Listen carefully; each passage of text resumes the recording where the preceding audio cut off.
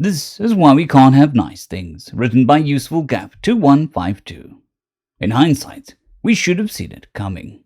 Of the long and storied history of the Intergalactic Council, there have been many forms of first contact. Due to this, nearly any exploratory, scouting, or diplomatic vessel is required to have a very thorough documentation of proper protocols in the event of first contact. Of course, Cradle defense fleets or Council enforcement vessels don't maintain those documents because no one ever imagined that they would be involved in a first contact. In the year humanity referred to as Sol 2138, the Council detected the activation of a dimensional annihilator. Dimensional technology is heavily restricted and weaponizing it is strictly banned. Triangulation and dispatching of the aforementioned fleet to shut down whatever idiot was trying to kill himself in a backwater system took a matter of hours. The enforcement fleet warped into the system, immediately broadcasting the standard warnings and commands, only to be met with a barrage of completely nonsensical signals. Embarrassingly, it took nearly 4 local days for the fleet to understand what was going on. 4 days where a fleet of warships were parked over a primitive civilization's planet. With first contact already ruined, the admiral of the fleet decided to simply do his best to salvage what he could from the scenario. After all the scans indicated this was a pre-empty colony world, rather incredibly overpopulated and polluted. But that happens to most primitive species. Some other spacefaring species using their system for weapons test and then the fleet showing up. They must be in complete chaos. It took 2 more local days to correct those faulty assumptions. This was not a colony world. This is their cradle. The dimensional weapon that was detected, it did wipe out a small city, but it was their own scientists. They created one of the most feared and powerful weapons in the known universe by accident, and didn't even know how they did it. Of course, a very detailed scan was carried out while the diplomatic teams made their way into the system. The packet that greeted those teams was equal parts hilarious and concerning. These primitives called themselves humans, and called their cradle world dirt. Their technology was, in a word, lopsided. They figured out how to harness nuclear fission, and then used it for steam power. They built a habitat over their cradle for conducting advanced gravitational-based research, and traveled to it by sitting on a bomb. They have space travel, and yet they are still using wooden ships with canvas sails. They have dozens of languages, and they can't even agree on how math works. Yet, they have an information network that connects the entire planet in real time. The teams managed to shut down the testing on dimensional tech, even though the humans didn't think that was what their machinery did, and prepared a vessel to bring a team of researchers and world leaders to meet council representatives at a pre-approved station. First contact protocols with a sufficiently advanced species include providing an incredibly simple ship with an interstellar drive and minimal staff to allow the new species a sense of control over their introduction to the galactic community. The humans were dabbling in dimensional tech, so obviously they were advanced enough. This was a mistake. Humanity being the first and only civilization to have their first contact be with an enforcement fleet designed to deal with those breaking intergalactic law really should have been a sign of how things would go. This vessel has a great many safeties built into the drive. It travels by using dimensional technology to create artificial mass in front of the ship and then riding a bubble of warped space across great distances. Many species have tried to increase the artificial mass or create multiple points in front of them to go faster. This doesn't work. The technology involved simply doesn't work that way. Multiple points collapse back into one point. Increasing energy in the reaction makes much bigger bubble, not faster. To prevent this vessel from going off course, this first trip only has 2 permitted settings on the warp drive, towards the pre-approved station and towards the species cradle world. This prevents a new species from getting lost in the great expanse and needing to be tracked down. This protocol has been followed for many cycles and was considered to be foolproof. No one told us that humans invented a better idiot.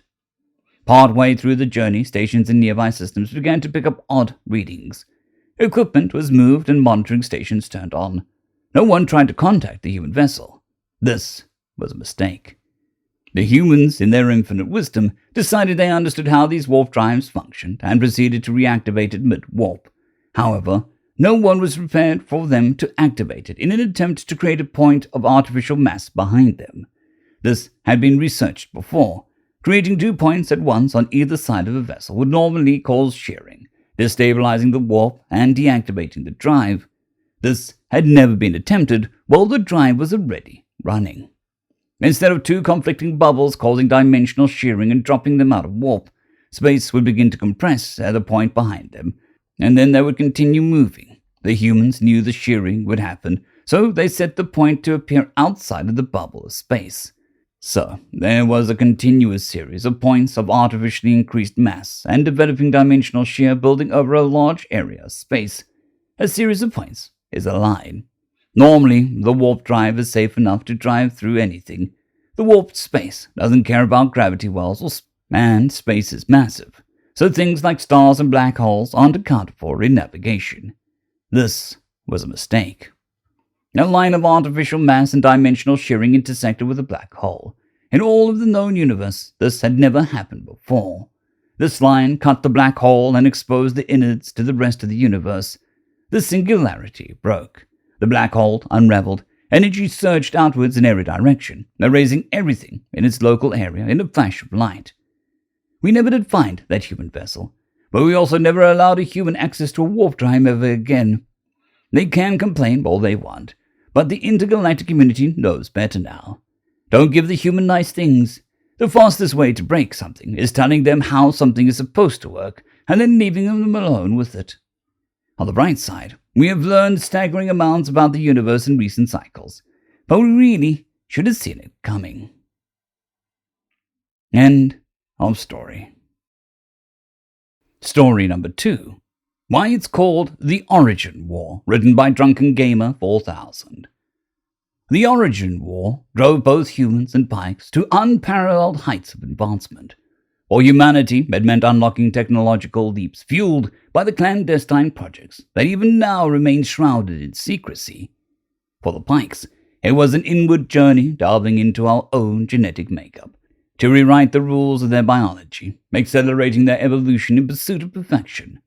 Both species pushed themselves to the brink, locked in an arms race where victory seemed perpetually just out of reach. But humanity's secrets ran deeper than anyone could have imagined. For decades, the Council had suspected the existence of classified human projects. Among these were the cryptically named Expansion Project, which became a source of constant speculation.